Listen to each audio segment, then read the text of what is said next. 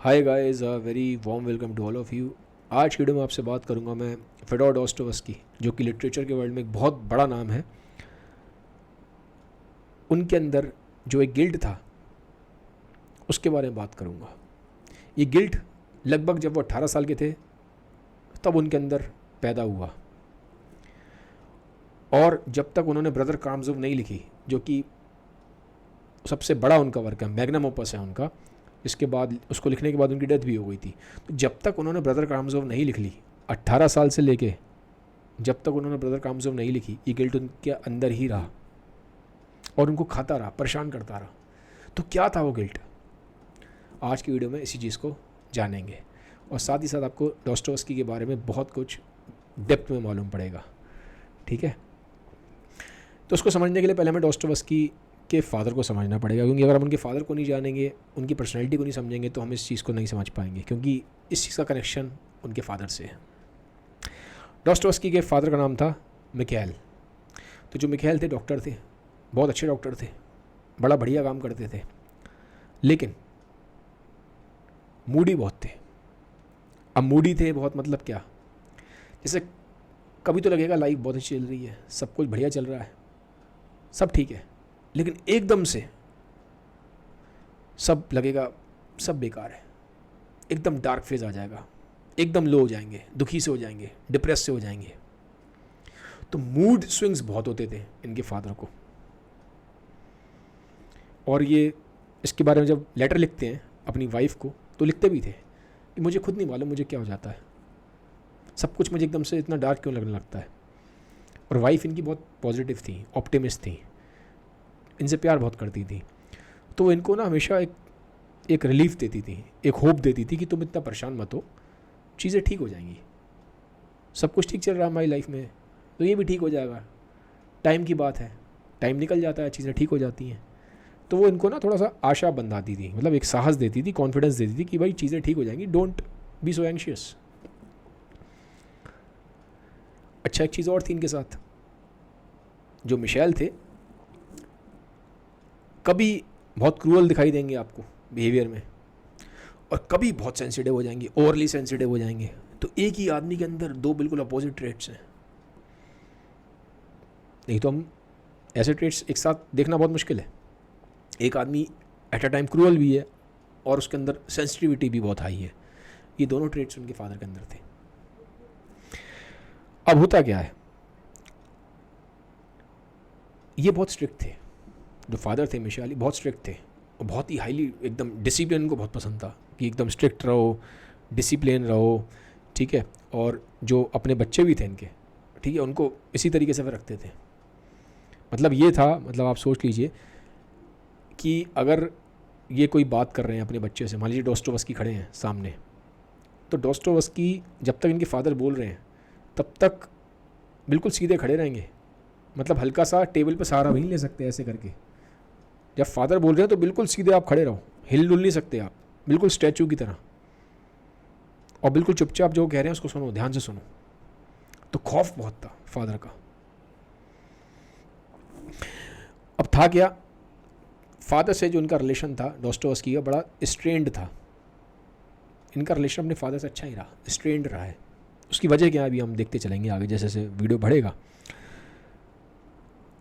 अब मदर जो थी इनकी, वो डॉस्टोवस्की को ऑब्वियसली, माँ है तो प्यार तो करती है माँ, और वो ये देखती थी कि डॉस्टोवस्की में ना एनर्जी बहुत थी, बड़े ही प्लेफुल से थे, ठीक है, बड़े एनर्जेटिक थे। तो उनकी मदर बोलती भी थी अपने इसको, लड़के को, डॉस्टोवस्की को, बचपन में कि he is a ball of fire.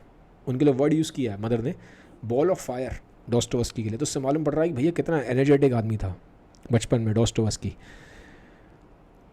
लेकिन शरारती भी बहुत थे, कुछ ऐसी शरारतें करते थे, ठीक है। तो कई बार जो उनके पिताजी थे, जो उनके फादर मिशेल, वो मैंने बोला कि बड़े ही डिसिप्लिन बंदे हैं, उनको चीज़ें ऐसे पसंद नहीं है कि ज़रा सा भी आप इधर से उधर करें। वो बोलते थे कि डॉस्टोवस्की, ये जो तुम हरकतें करते हो कभी कभी, तो इस, और कभी कभी उनको लगता था कि इसके जो विचार भी हैं वो बड़े अजीब से हैं। तो कहते थे कि कहीं इसकी वजह से तुम्हें साइबेरिया में जेल में ना भेज दिया जाए। अब वो तो थोड़ा सा हो सकता है जनरल मूड में कह रहे हो, नॉर्मल सेंस में कह रहे हो, लेकिन रियल में ऐसा हो गया था। वो तो पता ही है हमें, बाद में डोस्टोव्स्की को जेल हुई थी, अगर नहीं जानते जो डोस्टोव्स्की को, रियल में डोस्टोव्स्की के साथ ऐसा हुआ था। साइबेरियन जेल में भेज दिया गया था उनको, साइबेरिया के पास 4 साल वहाँ रहे थे। तो फादर ने तो ऐसा ही बोला था, उनकी थोड़ी सी कुछ हरकतें ऐसी देख के, लेकिन रियल में ऐसा हो गया डोस्टोव्स्की के साथ। अब मेन रिलेशन का स्ट्रेंड क्यों रहा, इसके बारे में बात करते हैं। फादर से मैंने बोला ऐसे, एक तो डिसिप्लिन बहुत थे, डिसिप्लिन इतने ज़्यादा थे कि मतलब अपने जो उनके बच्चे थे उनको ज़्यादा घुलने मिल नहीं देते थे कि सारे बच्चों से आप ऐसे बात करो, ऐसा नहीं कि सबसे बात कर सकते हो आप, घुल मिल सकते हो, नहीं, वो अलाउ नहीं करते थे। और ऐसा नहीं था कि बहुत घूम फिर रहे हैं, मूवीज़ देख रहे हैं, इधर उधर जा रहे हैं, नहीं। तो बड़ी ही स्ट्रिक्ट लाइफस्टाइल थी, कहीं ना इधर उधर ज़्यादा लोगों से मिलना नहीं, ज़्यादा लोगों से ना किसी के घर पे जाना एज अ गेस्ट, ना ही कोई आपके घर में गेस्ट आ रहा है उसको भी इनवाइट ना करना। तो बड़ी ही आइसोलेटेड सी लाइफस्टाइल जीते थे, और बच्चों को भी ऐसा लाइफ दिया कि आप भी जाके ज़्यादा इधर उधर मत घूमो, सिर्फ अपना बिल्कुल स्ट्रिक्ट जो लाइफ है बस अपना इसी पे ध्यान दो। अब एक चीज़ थी जिससे ज़्यादा रिलेशन स्ट्रेंड रहा, ये तो मैंने बोला स्ट्रिक्ट भी थे, डिसिप्लिन भी थे, डरते भी थे डोस्टोव्स्की फादर से। एक तो ये चीज़ थी, लेकिन एक चीज़ और थी जो ज़्यादा बड़ी थी। वो ज़्यादा बड़ी चीज़ ये थी कि इनके फादर को ऐसा लगता था कि इनके पास पैसे की कमी है, कंप्लेन करते रहते थे पैसे को लेके हमेशा, जबकि पैसा इनके पास बहुत अच्छा था, क्योंकि मैंने बोला डॉक्टर थे और बहुत अच्छे डॉक्टर थे, तो कमाई इनकी बहुत अच्छी थी, पैसे की कमी नहीं थी इनके पास। करीबन 7 तो सर्वेंट थे, 4 घोड़े थे, 2 बड़ी बड़ी ज़मीन के प्लॉट थे, बहुत बड़े बड़े प्लॉट थे, बड़ी बड़ी ज़मीन थी इनके पास, ठीक है। लेकिन उसके बावजूद भी ये पैसे को लेकर कंप्लेन करते रहते थे। अब घर में जो उनके बच्चे हैं, बीवी, उनको समझ में नहीं आता था यार इतना पैसा, सब कुछ है, नौकर चाकर हैं, ज़मीनें हैं, तो फिर पिताजी क्यों कंप्लेन करते रहते हैं पैसे को लेके। तो इस चीज़ से डोस्टोव्स्की को बड़ा खुंदस सी आती थी कि ये क्या चक्कर है यार, सब कुछ होते हुए भी हम बिल्कुल ऐसे जीवन जी रहे हैं, ऐसे पैसा नहीं है हमारे पास। अब इसका असर कैसे दिखाई देता है, डोस्टोव्स्की बाद में जाते हैं पढ़ाई करने, जब बाद में पढ़ाई करने जाते हैं ना, ये अपना स्कूल ऑफ इंजीनियरिंग में गए थे, फिर बोर्डिंग, पहले बोर्डिंग में स्कूल्स वगैरह में गए, फिर बाद में पढ़ाई करने गए कॉलेज वाले में, स्कूल ऑफ इंजीनियरिंग में। तो वहाँ से डोस्टोव्स्की लेटर लिखते थे अपने पिताजी को और बोलते थे कि पिताजी पैसे की बड़ी दिक्कत है, थोड़ा पैसा भिजवा दीजिए। अब डोस्टोव्स्की पिताजी से डरते थे और वो जानते थे पिताजी गुस्से वाले हैं, स्ट्रिक्ट हैं। और ये देखिए डोस्टोव्स्की की यहाँ पे आपको एक काबिलियत समझ में आएगी कि वो इंसान को पढ़ना जानते थे। डोस्टोव्स्की अपने फादर की जो सॉफ्ट साइड है, इमोशनल साइड है, उसको अपील करते थे। कैसे लिखते थे लेटर में, लेटर पढ़ा था कि पिताजी देखिए मुझे जो पैसा चाहिए ना वो इसलिए चाहिए क्योंकि जब मैं बाहर जाता हूँ ना ठंड बहुत है। पीटर्सबर्ग में पढ़ाई की थी उन्होंने, घर बार इनका मॉस्को में था, पिताजी फैमिली सब मॉस्को में थे, लेकिन पढ़ने के लिए बाद में पीटर्सबर्ग भेजा गया था। तो पीटर्सबर्ग में वहाँ वो कहते हैं कि पिताजी यहाँ पे मैं ऐसे एरिया में हूँ और ऐसे जगह पे हूँ, यहाँ ठंड बहुत है। कुछ ऐसी जगह पे थे ठंड मंड बहुत थी, तो मैं बाहर जाता हूँ तो बर्फ़ होती है, मेरे पैर गीले हो जाते हैं, मुझे ठंड लग जाती है, मुझे बुखार आ जाता है। तो पिताजी मैं आपसे चाय और चीनी के लिए पैसे नहीं मांग रहा, चाय और चीनी मेरे लिए बहुत ज़रूरी है, अगर मैं चाय चीनी नहीं पीता हूँ तो मुझे ठंड लग जाती है, मैं बीमार पड़ जाता हूँ, लेकिन ये चीज़ तो मैं एडजस्ट कर लूँगा। मुझे पैसा दे दीजिए जूते के लिए, क्योंकि मेरे जूते एकदम बिल्कुल ख़राब हो जाते हैं, ठीक है। चाय और चीनी के लिए पैसा मत दीजिए, जूतों के लिए पैसा दे दीजिए। अब एक्चुअली पैसा तो चाय चीनी के लिए मांग रहे थे, लेकिन वो इस तरह से बातें कहते हैं घुमा फिरा के, मैनिपुलेट करके, कि पिताजी को थोड़ा सा तरस सा आ जाए, भैया लड़का उनका है, बच्चा गया हुआ बाहर, चाय चीनी के लिए पैसे मांग रहा है, दे दो। डायरेक्टली नहीं बोल रहे मुझे चाय चीनी के लिए पैसे चाहिए, ये बोल रहे हैं कि मैं बिना चाय चीनी के रह लूँगा, बीमारी पड़ जाऊँ कोई दिक्कत नहीं है, मैं उसको देख लूँगा, लेकिन आप मुझे जूतों के लिए पैसे दे दो।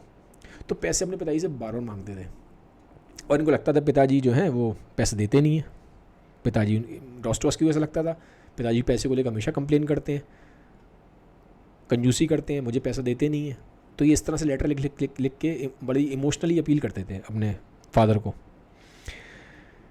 फादर ने पैसा दिया भी, ऐसा नहीं दिया, पैसा दिया, लेकिन जितना डोस्टोव्स्की जो एक्स्ट्रा चाह रहे थे वो नहीं मिला।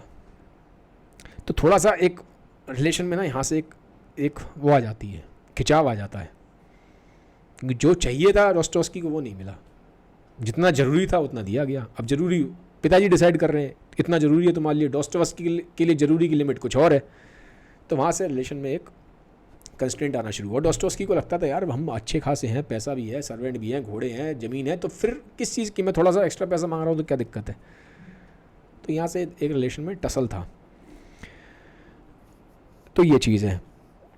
अब क्या होता है कि जो कहानी में जो मेन वो है, जो मेन बात है वो आती है, शुरू होती है जब इनकी मदर की डेथ हो जाती है। डॉस्टोव्स्की की मदर की डेथ हो जाती है 1837 में। अब डॉस्टोव्स्की मदर से तो प्यार करते थे, लेकिन एक चीज़ और भी है डॉस्टोव्स्की की लाइफ में। मदर से प्यार करते थे, लेकिन एक राइटर और था, पोइट था, बहुत बड़ा पोइट, रशिया में बहुत बड़ा पोइट माना गया, अलेक्जेंडर पुश्किन। अगर आपने नाम सुना हो तो थोड़ा सा आप सर्च करिएगा इसके बारे में, बहुत बड़ा नाम है, पोइट्री के वर्ल्ड में बहुत बड़ा नाम है अलेक्जेंडर पुश्किन। पुश्किन के बहुत दीवाने थे, बहुत दीवाने थे, ठीक है। तो 1837 में मदर की डेथ हुई, उसी टाइम पे पुश्किन की डेथ हो गई। और ये बोलते भी हैं डॉस्टोव्स्की कि अगर मदर की मेरी डेथ ना हुई होती और मुझे वहाँ पे जो ऑब्वियसली शोक सभा होती है, अगर मुझे वहाँ नहीं होना पड़ता प्रेजेंट, अगर मेरी मदर की इस टाइम पे अगर मेरी मदर की डेथ ना हुई होती और मुझे वहाँ पे शोक सभा में प्रेजेंट ना होना पड़ता, तो मैं अलेक्जेंडर पुश्किन के शोक सभा में जाता, मैं उनके उसमें जाता फ्यूनरल में। तो उतने मतलब ये है कि अलेक्जेंडर पुश्किन से बड़ा दीवानापन था इनका। इनफैक्ट इनको जब स्कूल ऑफ इंजीनियरिंग में भेजा गया था तो मैथमेटिक्स और ये सब पढ़ना था, ज्योमेट्री वगैरह, उसमें इनका इंटरेस्ट था नहीं, वहाँ बैठ के ही पोइट्री करते थे, पोएम लिखते रहते थे बैठ के, ठीक है। तो एक तो ये थोड़ा सा मालूम पड़ता है कि कैसे इनका दीवानापन था। अलेक्जेंडर पुश्किन जिसकी मैंने बात की, ये भी एक अपने आप में बहुत ही फैसिनेटिंग कैरेक्टर है, ठीक है। इनके बारे में कभी मैं एक डेडिकेटेड वीडियो बनाऊंगा। जो इनकी लाइफ थी वो बड़ी ही, आप देखेंगे, स्ट्रेंज लाइफ है अलेक्जेंडर पुश्किन की भी, ठीक है। इनफैक्ट जो उससे भी ज़्यादा स्ट्रेंज इनकी डेथ है। मैं हल्का सा ओवरव्यू दे देता हूँ पुश्किन के बारे में, कभी बात करेंगे पुश्किन के बारे में और डिटेल में। पुश्किन की वाइफ थी नटालिया। नटालिया बेहद खूबसूरत थी, बेहद खूबसूरत, और पुश्किन बहुत फेमस थे, पूरे रशिया में फेमस थे। लेकिन होता गया है कि ऐसा र्यूमर था कि उनकी वाइफ का किसी फ्रांस के ऑफिसर के साथ अफेयर चल रहा था। अब जब ये बात पुश्किन को मालूम पड़ी तो बवाल हो गया। और उस टाइम में रशिया में ट्रेंड ये था कि ड्यूअल होता था। ड्यूअल समझते हैं आप? उस टाइम रशिया में ट्रेंड था कि 1-on-1 फाइट होगी, और फाइट कैसे होगी? बंदूकों से। तो सामने खड़े हैं फ्रेंच ऑफिसर, इधर खड़े हैं अलेक्जेंडर पुश्किन, दोनों के हाथ में गन है, गन चलाते हैं दोनों। पुश्किन के पेट में लग जाती है जो गोली है, पुश्किन के स्टमक में लग जाती है। 2 दिन पुश्किन रहते हैं हॉस्पिटल में, लेकिन उसके बाद पुश्किन की डेथ हो जाती है। तो बड़ी ही लाइफ भी इनकी उतनी स्ट्रेंज है जितनी की डेथ स्ट्रेंज है पुश्किन की, ठीक है। तो मैंने आपको हल्का सा हिंट दिया। तो इनको बड़ा वो मानते थे, इनकी पोइट्री के बड़े दीवाने थे डॉस्टोव्स्की। तो जैसा कि मैंने बताया, ये चीज़ इन्होंने बोली थी कि अगर मेरी मदर की डेथ नहीं हुई होती उसी टाइम पे, तो मैं पुश्किन के वहाँ ज़रूर जाता, पुश्किन की डेथ पे। तो मदर की डेथ हो गई, उसके बाद वापस आते हैं अपनी कहानी पे, डॉस्टोव्स्की पे। जो उनके फादर हैं वो मॉस्को में थे, वहीं हॉस्पिटल था, वहीं काम करते थे। तो मदर की डेथ के बाद फादर इनके रिटायरमेंट ले लेते हैं। और मैंने बोला था इनकी ज़मीन थी कंट्री साइड में, शहर के थोड़ा बाहर, तो बड़ी सी ज़मीन थी, वहाँ जाके रहना शुरू कर देते हैं। अब जब वहाँ रहते हैं तो ये देखा गया है कि एकदम से बिल्कुल ही बिहेवियर भी चेंज हो जाता है। बहुत ज़्यादा ड्रिंक करना शुरू कर देते हैं, थोड़ा डिबाउचरी में आ जाते हैं, और जो उनके सर्वेंट होते हैं वहाँ पे, उनसे भी ठीक से बिहेव नहीं करते। जो उनके मतलब ज़मीन थी उस पर वो काम करते थे सर्फ, तो जो सर्फ्स होते थे उनसे भी ठीक से काम बिहेव नहीं करते थे फादर इनके। कई बार तो ऐसा हो गया कि फ्लॉग करते थे, फ्लॉग मतलब कोड़े बरसाते थे अपने ही जो उनके सर्वेंट हैं, जो उनकी ज़मीन पे काम कर रहे हैं, जिनको सर्फ बोलते हैं, उन पे कोड़े बरसाते थे इनके फादर। बहुत ज़्यादा ख़राब से बिहेव करते थे, मिसबिहेव करते थे। तो एक बार क्या होता है, जैसे मैंने बोला, ऑब्वियसली धीरे धीरे मदर की डेथ के बाद अजीब सा चेंज आया। मैंने बोला ड्रिंक करते थे, डिबाउचरी में थे, और अजीब सा बिहेव करना सर्फ्स के साथ, जो उनके सर्वेंट हैं वहाँ पे ज़मीन पे, उनकी लैंड पे। एक दिन क्या होता है, 15 के आसपास सर्फ होते हैं, जो जितने मज़दूर थे वहाँ 15 के आसपास होते हैं, ज़मीन जो उनकी ज़मीन पे काम करते थे। इनके फादर बहुत ज़्यादा उल्टा सीधा बोल देते हैं, खूब चीख रहे हैं, चिल्ला रहे हैं, उल्टा सीधा बोले जा रहे हैं, गुस्से में हैं, बहुत गुस्से में हैं, कुछ कुछ भी बड़बड़ाए जा रहे हैं। तो अब उनमें से जो 15 वहाँ पे खड़े थे, जो वहाँ पे सर्फ थे, उनमें से एक सर्फ आ जाता आगे, उसे गुस्सा आ जाती है बहुत। और जब एक आगे आता तो बाकी भी जोश में आ जाते हैं। अब वहाँ पे एक बड़ी दुर्घटना हो जाती है। दुर्घटना क्या होती है, वो जो सर्फ है उनके फादर को मार देते हैं। अब एग्जैक्ट रीज़न नहीं पता डेथ का, लेकिन माना यही गया है क्योंकि डॉस्टोव्स्की जो ब्रदर है उन्होंने लिखा था कि वो ऐसा ही हुआ है, उन्होंने देखा है। तो उनके ब्रदर के जो डॉक्यूमेंटेशन है वहाँ से ये चीज़ ली गई है, ये ऐसे ऐसे हो गया, फादर की डेथ हो गई, माना गया सर्फ ने मारा है, जो उन्हीं के वहाँ के सर्वेंट थे। डॉस्टोव्स्की को बड़ा झटका लगता है, बहुत बड़ा झटका लगता है। झटका एक तो कॉज ऑफ डेथ झटका वहाँ से है, उससे ही बड़ा झटका क्यों लगता है, मरने से पहले कुछ टाइम पहले डॉस्टोव्स्की ने अपने फादर को एक ख़त लिखा था, एक लेटर लिखा था, और उस लेटर में लिखा था, इस चीज़ को दिखाया था कि फादर आप मुझे पैसा ही देते, आप बहुत ही स्टिंजी हो, मतलब कंजूसी करते हो, मैं इतना परेशान रहता हूँ, मुझे दिक्कत होती है फाइनेंशियल, फिर भी आप मुझे हेल्प नहीं करते। तो बड़ा ही इरीटेटिंग सा लेटर लिखा था, बड़ा इरीटेट होकर बड़ा गुस्से में लेटर लिखा था अपने फादर को। इनडायरेक्ट वे में उन्होंने थोड़ा बुरा भला कह दिया था, डायरेक्टली तो नहीं कहा लेकिन इनडायरेक्ट वे में कह दिया। तो लेटर में इरिटेशन, गुस्सा साफ दिखाई दे रहा था डॉस्टोव्स्की, अपने फादर को लिखा था। उसी के बाद डेथ हो गई, इतना बड़ा इंसिडेंट हो गया। डॉस्टोव्स्की को लगा था बहुत बड़ा झटका, उन्होंने सबको बोल दिया था मेरे से कोई इस बारे में बात नहीं करेगा। कभी उन्होंने बात भी नहीं की अपने फादर के बारे में, बिल्कुल बात नहीं करी, चुप रह गए बिल्कुल। यहाँ से उनकी लाइफ में बहुत बड़ा चेंज आया। 18 साल के आसपास के थे, पहली बार उनको एपिलेप्सी का जो अटैक है तभी पड़ा, पहली बार। और सिगमंड फ्रॉइड ने इस चीज़ के ऊपर एक पूरा एस्से लिखा है, डॉस्टोव्स्की एंड पैरासाइट। उसमें सिगमंड फ्रॉइड ने बोला था कि डॉस्टोव्स्की को जो एपिलेप्सी का अटैक पड़ा है ये बायोलॉजी की वजह से नहीं पड़ा, फिजिकल कॉज नहीं है, साइकोलॉजिकल कॉज है। फ्रॉइड का कहना था कि जो इनके अंदर जो गिल्ट रहा कि जो उन्होंने अपने फादर को ऐसे लेटर लिखा और जितना कॉम्प्लिकेटेड रिलेशन अपने फादर के साथ रहा और जो अपने फादर से ठीक से बिहेव नहीं कर पाए, फादर के और लड़के के बीच में जो एक प्यार भरा रिलेशन होता है वो नहीं ये बन पाया इनका। ऊपर से इस तरह का लेटर लिखना फादर को, और डेथ भी हो गई फादर की उसी के बाद। चलो वो तो एक वो था, मतलब कोइंसिडेंस था, लेकिन गिल्ट बैठ गया था डॉस्टोव्स्की के अंदर। तो फ्रॉइड ने बोला था कि इसी गिल्ट की वजह से इनको पहली बार ये पड़ा है एपिलेप्सी का अटैक। खैर इस जो इन्होंने ऐसे लिखा फ्रॉइड ने, इसके ऊपर बहुत क्रिटिसिज्म भी हुआ कि फ्रॉइड सिर्फ एक ही तरीके से सोच रहे हैं, एक ही तरफ से सोच रहे हैं, ऐसा नहीं है, इसमें बहुत सारे फैक्टर्स और भी इन्वॉल्व हैं। ठीक है, अगर हम फ्रॉइड को हटा भी देते हैं, अगर हम नहीं भी मानते फ्रॉइड की बात, तो लेकिन एटलीस्ट ये तो था जो मैं इनके बायोग्राफी पढ़ रहा हूँ, 2 सोर्सेज से पढ़ता हूँ मैं इनकी बायोग्राफी। कई लोगों ने पूछा कहाँ से पढ़ रहे हैं, मैंने पहले ही बताया जोसेफ फ्रैंक है, और एक रशियन राइटर है जोसेफ फ्रैंक से भी पहले की उन्होंने बायोग्राफी लिखी है, उनका मैं इंग्लिश ट्रांसलेशन पढ़ रहा हूँ। ठीक है, तो दोनों को मैं पढ़ता हूँ, दोनों को टैली करता हूँ, जो जहाँ से मिलता है मटेरियल वो बनाता हूँ। इस इंसिडेंट के बाद 18 साल से पहले मैंने बोला डॉस्टोव्स्की बड़े ही प्लेफुल थे, बड़े ही एनर्जेटिक थे। इनकी मदर बोलती थी कि वो बॉल ऑफ फायर है, इतनी एनर्जी है, लेकिन इसके बाद से डॉस्टोव्स्की एकदम शांत हो गए, बिल्कुल चुप हो गए और बहुत इंट्रोस्पेक्शन करने लगे, बिल्कुल सीरियस रहने लगे, लोगों से कट के रहने लगे, आइसोलेटेड हो गए, बड़े दुखी से भी रहने लगे, थोड़ा लो रहने लग गए। तो बहुत तक जो फादर का उनका बिहेवियर था वो उनके अंदर आना स्टार्ट हो गया। क्योंकि मैंने बोला फादर भी इनके कई बार ऐसा होता था, एकदम दुखी हो गए हैं, सैड हो गए हैं, वो अब डॉस्टोव्स्की के अंदर भी दिखाई देना शुरू हो गया था। तो जो फादर की डेथ का जो एक वो था ना इनके अंदर, वो तो रहा, क्योंकि डेथ का कॉज बहुत स्ट्रेंज है, और दूसरा जो उन्होंने लेटर लिखा था अपने फादर को, वो दोनों ही चीज़ें मिलके डॉस्टोव्स्की के अंदर कहीं ना कहीं एक प्रॉब्लम तो क्रिएट हुई। और इसके बारे में देखिए ये भी है कि बहुत बार उसके बाद डॉस्टोव्स्की की जब फादर की डेथ हो गई तो डॉस्टोव्स्की ने अपने फादर के जो ज़मीन थी ना, जिस ज़मीन पे वो रहते थे फादर इनके, वहाँ पे कई बार उसको विजिट किया, कई बार, जबकि वो ज़मीन बिक गई थी, बिक चुकी थी अब। ठीक है, लेकिन कई बार ये उस ज़मीन पे गए। और वहाँ पे एक चीज़ और भी है, उस एरिया में एक वो था कब्रिस्तान, उस कब्रिस्तान में एक लेडी घूमती थी, इसका नाम था एग्राफेना।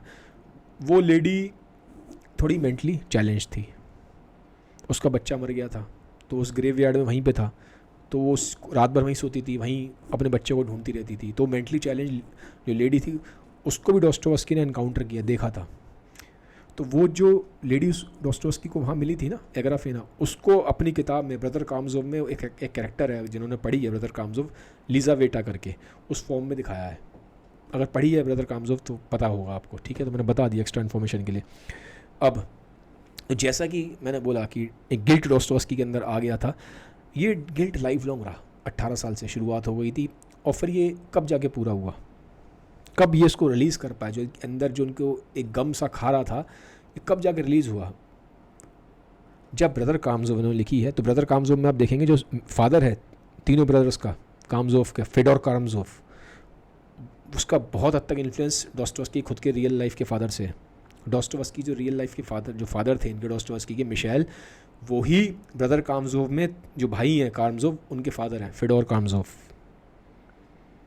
तो बहुत हद तक अपनी लाइफ से, रियल लाइफ से कनेक्शन है इनकी राइटिंग का। ऑब्वियसली डॉस्टोवस्की की बायोग्राफी में ये भी लिखा हुआ है कि अपनी खुद की लाइफ के एक्सपीरियंस से तो उन्होंने लिखा ही है, लेकिन उन्होंने जो कुछ बहुत कुछ पढ़ा है उससे भी बहुत कुछ लिखा है। बट ये तो साफ साफ दिखाई देता है ब्रदर कामजोव में जो फादर हैं उनके, वो ब्रदर्स कामजोव के जो फादर हैं और ये जो इनके रियल फादर थे मिशेल, पूरा वही कनेक्शन है। थोड़ा सा ऑब्वियसली चेंज है कहानी में, लेकिन जो आइडिया है वो तो वहीं से आया है। अब गिल्ट ख़त्म कैसे हुआ, बहुत तक एटलीस्ट जो उनका रिलीज़ होना था अंदर, जो बैठ गया था, रिलीज़ कैसे हुआ। ब्रदर कामजोव में ना, अगर आप पढ़ेंगे, आपने ठीक से पढ़ी है, तो उसमें एक जगह ना चाइल्ड ऑफ फादर का एक रिलेशन दिखाया गया है, और उस रिलेशन में ये दिखाया कि वो चाइल्ड ऑफ फादर का रिलेशन बहुत ही प्यारा है, बहुत लव है उसके अंदर, बहुत लव है। एक टेंडरनेस जो होती है एक बाप और एक बच्चे के बीच में, जो प्यार होता है, ठीक है, एक वार्मथ की जो फीलिंग होती है, जो होना जैसा वो चाहते थे कि ऐसा मेरा फादर के साथ रिलेशन हो, जो नहीं हो पाया, उसको इन्होंने फिर इस तरह से प्रेजेंट किया है। वहाँ पे इनके जो पेंट अप इमोशंस थे वो रिलीज़ होते हैं जब वो कैरेक्टर क्रिएट करते हैं। एक ऐसा फादर, एक ऐसा चाइल्ड, ब्रदर कामजोव में है एक ऐसा इंसिडेंट, ठीक है। तो वहाँ बहुत प्यारा रिलेशन है एक चाइल्ड और फादर के बीच में, जैसा होना चाहिए, जैसा वो चाहते थे कि उनका फादर के साथ बने, बट बन नहीं पाया अनफॉर्चुनेटली। जब वो उसको दिखाते हैं तो उनका रिलीज़ होता है। तो कहाँ 18 साल की एज से वो चीज़ थी उनके अंदर, बनी रही, और यहाँ ब्रदर कामजोव में वो चीज़ निकल के आती है, उनको रिलीफ मिलता है जब वो ऐसा बनाते हैं। इसीलिए बहुत तक उन्होंने बोला भी था डॉस्टोवस्की ने कि अगर मैं ब्रदर कामजोव लिख लेता हूँ और उसके बाद अगर मुझे मरना ही पड़ जाए तो मुझे कोई गम नहीं है, तो जो मेरे अंदर है वो सब मैंने लिख दिया है ब्रदर कामजोव में, ठीक है। तो ये कहानी मैंने आपको इसलिए बताई कि बहुत तक मैं एक एंड में मैसेज ये भी दूंगा कि लाइफ में बहुत सारी चीज़ें हमारे अंदर रह जाती हैं। स्पेशली बहुत बार हम सोचते हैं कि अपने पेरेंट्स हैं हमारे, हमें इनसे अच्छा बिहेव करना चाहिए, अच्छा बर्ताव करना चाहिए, बहुत इनको खुशियाँ देनी चाहिए, लेकिन होता क्या, जब वो लाइफ में ज़िंदा होते हैं ना, तब हम दे नहीं पाते, तब कुछ कमी रह जाती है। और जब वो नहीं होते तो फिर हम बहुत रिग्रेट करते हैं, हम बहुत परेशान करते हैं, खुद ही बहुत परेशान होते हैं हम कि शायद मैं ऐसा होता, शायद मैं अपनी माँ को ऐसा बोल देता, शायद मैं अपने पिताजी के साथ ऐसा अच्छा बिहेव करता, शायद मैंने अपनी मदर को ऐसा ना बोला होता, शायद मैं अपने पिताजी के साथ थोड़ा अच्छा रहा होता, शायद मैंने इनको ये खुशियाँ दी होती, शायद मैंने इनको प्राउड फील करवाया होता, शायद मैंने इनके पैर छुए होते, शायद मैंने इनको गले लगाया होता, शायद मैं इनको भी कुछ खुशियाँ दे पाता। तो वो जो शायद है ना, वो अंदर बनता रहता है, और जब वो नहीं होते तब निकलता है। तो डॉस्टोवस्की की कहानी से मतलब एक तरीके से आप जब पढ़ेंगे, क्योंकि देखो ऐसे पढ़ते रहेंगे तो कुछ फ़ायदा नहीं है, कुछ लाइफ में मुझे लगता है कुछ तो ले लेना चाहिए, 100% ना लें, कुछ % तो ले लें। डॉस्टोवस्की की लाइफ से यहाँ पे जो गिल्ट है इनके फादर के साथ रिलेशन में रहा, इससे हमें एक सीख ये मिलती है कि हमें अपने पेरेंट्स के साथ बहुत अच्छे से रहना चाहिए, जितना हो सके उन्हें खुशियाँ देनी चाहिए, ठीक है, उन्हें खुश रखना चाहिए, क्योंकि एटलीस्ट ये ना हो कि जब वो ना हो तो हमारे अंदर गिल्ट हो कि शायद मैं ये कर देता, शायद मैं उनके लिए ये कर देता, शायद मैं उनको खुश रखता। तो वो शायद ना हो, क्योंकि उनकी वजह से, फिर उन शायदों की वजह से देखा आपने डॉस्टोवस्की 18 साल से लेकर ब्रदर कामजोव तब तक उनका तड़प रही, ठीक है। तो यही है आज का वीडियो। आई होप आपको वीडियो अच्छा लगा होगा, ठीक है। अगर वीडियो अच्छे लगते हैं तो सबको शेयर कर दीजिएगा, कमेंट सेक्शन में मुझे बताइएगा आप और किस टाइप की वीडियो चाहते हैं। Have a nice day, bye bye, take care, thank you.